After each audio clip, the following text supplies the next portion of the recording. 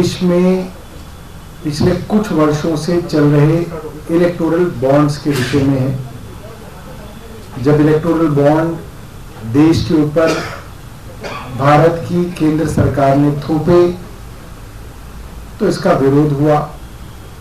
बताया जाता है कि इसका विरोध रिजर्व बैंक ऑफ इंडिया ने भी किया और इसका विरोध लॉ मिनिस्ट्री यानी कि लॉ की जो ओपिनियन लेनी अनिवार्य होती है केंद्र सरकार में, उसकी ओपिनियन में भी इसका विरोध हुआ।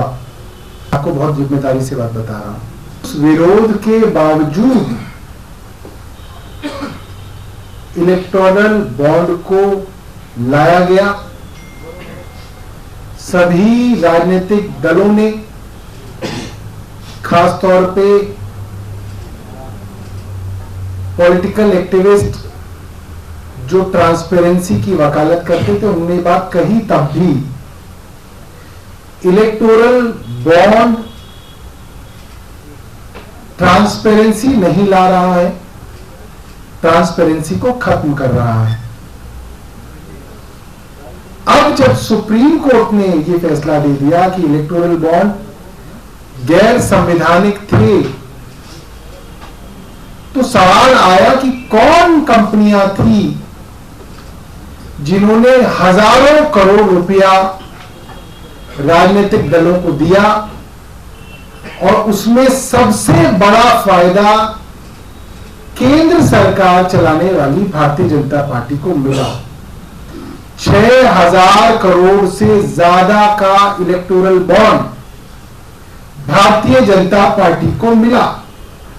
ये बात साबित है। क्यों सुप्रीम कोर्ट को इतनी मेहनत करनी पड़ रही है कि बार बार केंद्र सरकार को आदेश देना पड़ रहा है, इलेक्शन कमीशन को आदेश देना पड़ रहा है, एसबीआई को आदेश देना पड़ रहा है कि ये दो, ये दो, ये दो। केंद्र सरकार के पास अगर कुछ छिपाने के लिए नहीं है तो खुद ही देना चाहिए उन्हें। इसमें सुप्रीम कोर्ट को इतनी मेहनत क्यों करनी पड़ रही? क्यों सुप्रीम कोर्ट के अंदर सरकार के सॉलिसिटर जनरल को हर मामले में सुप्रीम कोर्ट को रोकना पड़ रहा है? मकसद साफ है। चाहे वो स्टेट बैंक ऑफ इंडिया हो, चाहे वो इलेक्शन कमीशन हो, सबके ऊपर केंद्र सरकार का दबाव है कि जितना छुपा सको उतना छुपाओ।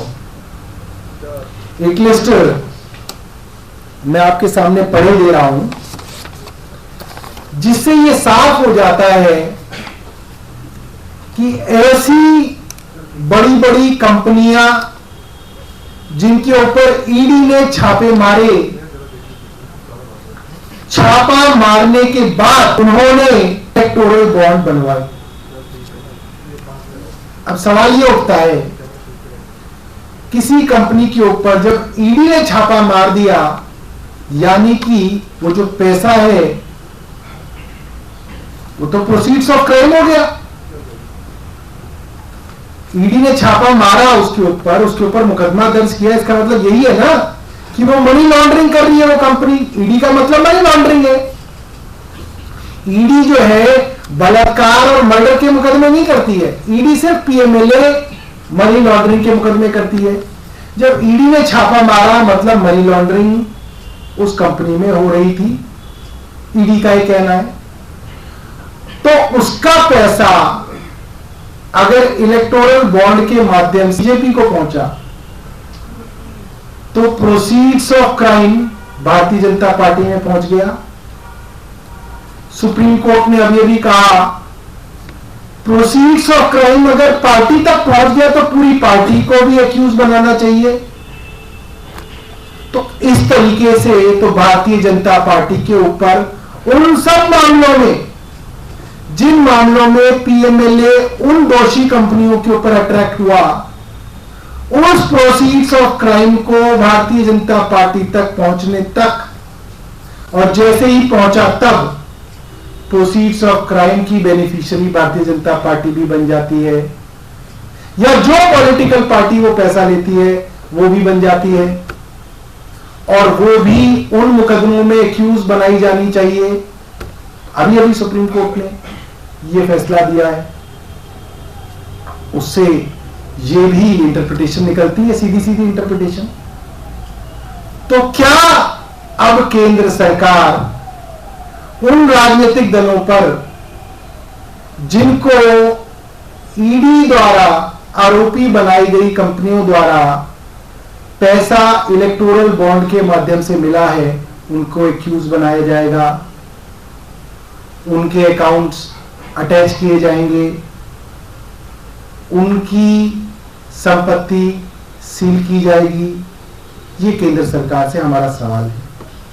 मोटे तौर पे जो खबर आ रही है वो ये है, जो सबसे ज्यादा इलेक्टोरल बॉन्ड बनाने वाली कंपनी है वो कोई बहुत बड़ा उद्योगपति नहीं है जिसके बहुत बड़े बड़े तेल के, एयरपोर्ट के, खदान के बिजनेस चल रहे हो। वो एक फ्यूचर गेमिंग कंपनी है जिसने करीब 1368 करोड़ के इलेक्टोरल बॉन्ड खरीदे।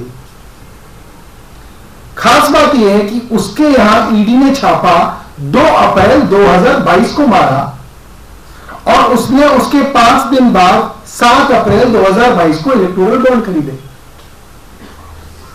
इसके बाद ऑरोबिंदो फार्मा, जिसका बारे में बार बार कहा जाता है कि ये सो कॉल्ड एक्साइज पॉलिसी के मैटर के अंदर प्रमुख आरोपी थी, उनके यहां उनके एमडी की अरेस्ट होती है 10 नवंबर 2022 को और 15 नवंबर 2022 को वो इलेक्टोरल बॉन्ड खरीदते हैं।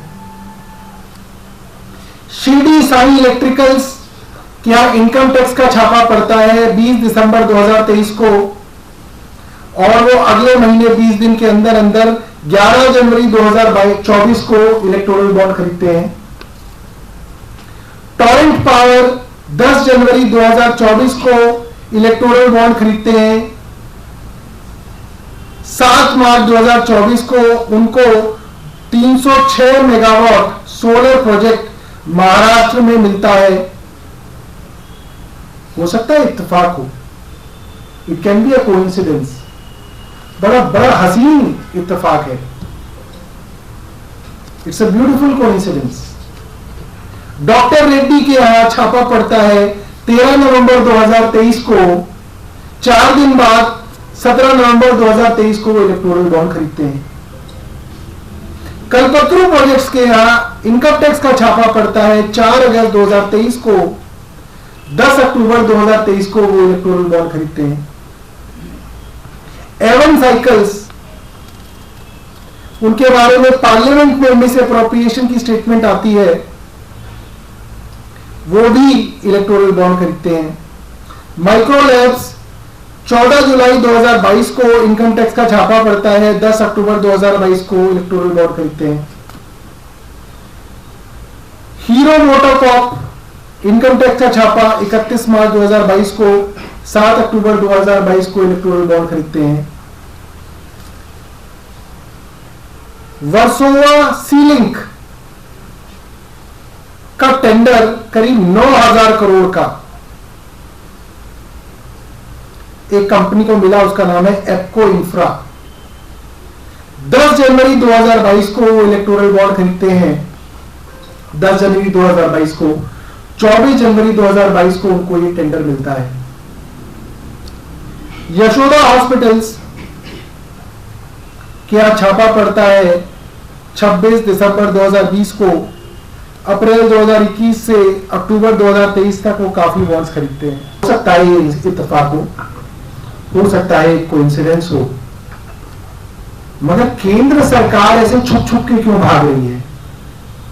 भारतीय जनता पार्टी क्यों नहीं बता रही कि उनको किन कंपनियों से इलेक्टोरल बॉन्ड मिले थे? सुप्रीम कोर्ट को क्यों डंडा चलाना पड़ रहा है? सवाल ये, जो पार्टी भ्रष्टाचार के खिलाफ सबके पीछे पड़ी हुई है, ये दावा करती है कि हम किसी को नहीं छोड़ेंगे, वे क्यों भाग रहे हैं? क्यों सुप्रीम कोर्ट को ऑर्डर देके उनके हालत में हाथ डाल के इंफॉर्मेशन निकलवानी पड़ रही है? वो फोर्थकमिंग क्यों नहीं है भारतीय जनता पार्टी, बताए ना। मंडे को एसबीआई आएगी, मंडे को एसबीआई जो है, जो बॉन्ड का नंबर होता था अल्फान्यूमेरिक, जो उन्होंने छुपा लिया, वो अब देंगे। भारतीय जनता पार्टी कल दे दे, अपनी वेबसाइट पे डाल दे कि हमको इन कंपनी से इस तारीख को इतना पैसा मिला है। भारतीय जनता पार्टी नहीं बता रही है, भारतीय जनता पार्टी भाग रही है। और ये जो इंफॉर्मेशन धीरे धीरे आ रही है, माफ कीजिएगा मैं क्रेडिट देना चाहूंगा, सौरभ दास करके एक पत्रकार हैं जिनके ट्विटर हैंडल से मैंने ये इंफॉर्मेशन निकाली, क्योंकि रेडीमेड इंफॉर्मेशन थी, तो मैं उनको क्रेडिट देना चाहूंगा कि उनके हैंडल से मैंने इंफॉर्मेशन इस्तेमाल की। बहुत बहुत धन्यवाद। यदि इसके विषय में आपके पास कोई प्रश्न हो। आरोप लगा रहे हैं आम आदमी पार्टी को भी तो बॉन्ड मिले हैं, आम आदमी पार्टी को, मतलब आम आदमी पार्टी को। अरे भैया, हमें तो इतने कम बॉन्ड मिले हैं कि हम बताएंगे भी तो हमारी बेइज्जती होगी। लोग कहेंगे लो तुम्हारी ये औकात है? छोटी छोटी पार्टियां 1200 करोड़ का बॉन्ड ले रही है, बीजेपी जो 6000 करोड़ का बॉन्ड ले रही है, और हम कहते हैं कि हम बीजेपी से लड़ रहे हैं और हमारे को 100 करोड़ भी नहीं मिले अभी तक। इसलिए हमारा तो जितना बताओगे उतनी हमारी और बेइज्जती होगी। कल चुनाव की तारीखों का ऐलान होने जा रहा है, इस पर आप क्या कहेंगे? आम आदमी पार्टी और चुनाव लड़ रही है। इस बार मुझे ऐसा लगता है कि जो इलेक्टोरल बॉन्ड की जानकारी देश के सामने आई है, इससे भारतीय जनता पार्टी और केंद्र सरकार ने जो नकाब 10 साल से पहन रखा था, वो नकाब आज हटा है। ये कोई साधारण बात नहीं है कि सीरम इंस्टीट्यूट ने 50 करोड़ रुपए के बॉन्ड खरीदे हैं, और ये इत्तेफाक की बात नहीं है कि सीरम इंस्टीट्यूट के जो वैक्सीन थी उसको किस तरीके से केंद्र सरकार ने पूरे देश के ऊपर थोपा था। तो ये जानकारी भी धीरे धीरे आ जाएगी कि किसका इलेक्टोरल बॉन्ड कहां पे गया है। सर एक सवाल है, क्योंकि अरविंद केजरीवाल लगातार बोल रहे हैं शरणार्थियों को लेकर जो पाकिस्तानी लोग हैं हमारे अधिकार यहाँ पर भारतीयों को छीनेंगे। इस पर मांडविया और एमएस सिरसा पहुंचे हैं चुनाव आयोग, उन्होंने शिकायत की है कि जिस तरीके से भाषा का इस्तेमाल किया जा रहा है वो गलत है। चुनाव आयोग तो देखिए, चुनाव आयोग तो उन्हीं का आयोग है। अब वो क्या है, वो अपनी एक ब्रांच से दूसरी ब्रांच में चिट्ठियां लिखते रहते हैं, बच्चा क्या है चुनाव आयोग में। सर ये कहा जाता है ना कि अरविंद केजरीवाल और आम आदमी पार्टी जो रोहिंग्या को लेकर काफी सपोर्टिव नजर आती है, लेकिन जब बात गैर इस्लामिक शरणार्थियों की आती है तो उसमें वो, मैं ये बात ऑन रिकॉर्ड बता रहा हूं, और आप इसको तथ्यों को मैच कर लीजिएगा और भारतीय जनता पार्टी से वेरीफाई कर लीजिएगा। रोहिंग्या शरणार्थियों को फ्लैट देने का प्रपोजल भारतीय जनता पार्टी की केंद्र सरकार के मंत्री हरदीप पुरी जी ने खुद अपने ट्वीट पे लिखा और प्रधानमंत्री जी का धन्यवाद किया। जब हमने शोर मचाया कि भाई अपने देश के गरीबों के पास के लिए तो आपके पास मकान नहीं है, और रोहिंग्याओं को आप जो है फ्लैग देने की बात कर रहे हैं, तो बीजेपी सकपकाई, बैकफुट पे आई और उन्होंने उसके ऊपर बैक ट्रैक किया। वरना ये बात आज भी रिकॉर्ड में आप निकाल लीजिए, हरदीप पुरी जी का ट्वीट, मेरी प्रेस कॉन्फ्रेंस थी, रोहिंग्याओं को फ्लैट देके बसाने का प्रपोजल भारतीय जनता पार्टी की केंद्र सरकार का था। इसलिए सवाल उठ रहा है कि सीए के द्वारा जिन लोगों को नागरिकता दी जा रही है, वो अगर प्रदर्शन कर रहे हैं तो दिल्ली के मुख्यमंत्री कहते हैं कि इनकी इतनी हिम्मत है, इनको जेल में डालो। इसलिए सवाल उठ रहा है क्या अगर कोई प्रताड़ित है तो उनको नागरिकता दे रहे हैं, क्या उनको जेल में डाल देना चाहिए? अब देखिए, प्रताड़ित तो बेचारे किसान भी हैं, उनको तो आप दिल्ली में ही नहीं घुसने दे रहे, उनको तो गोलियां मारी जा रही हैं, उनके ऊपर तो आंसू गैस की गोले बरसाए जा रहे हैं। तो केंद्र सरकार की ये दो तरीके की पॉलिसी नहीं चलेगी। पहले अपने देश के किसानों को भी तो इज्जत दो,